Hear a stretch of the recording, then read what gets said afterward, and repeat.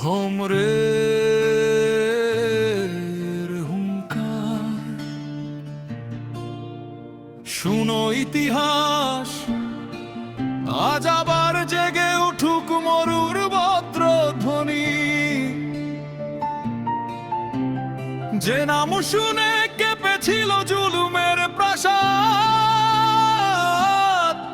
সে নাম ওমর ফারুক। সত্য আর মিথ্যার মাঝখানে দাঁড়ানো এক বজ্র মানব। তিনি ছিলেন আগুনের মানুষ, চোখে ছিল মরুর ঝড়, তলোয়ার হাতে বেরিয়েছিলেন ইসলামেরই করতে শেষ।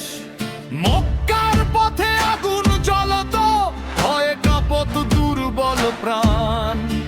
কেউ জানতো না এই ওমরই একদিন বদলাবেন ইতিহাসের গান। কিন্তু আল্লাহ যখন ডাকেন, লোহাও তখন নরম হয়।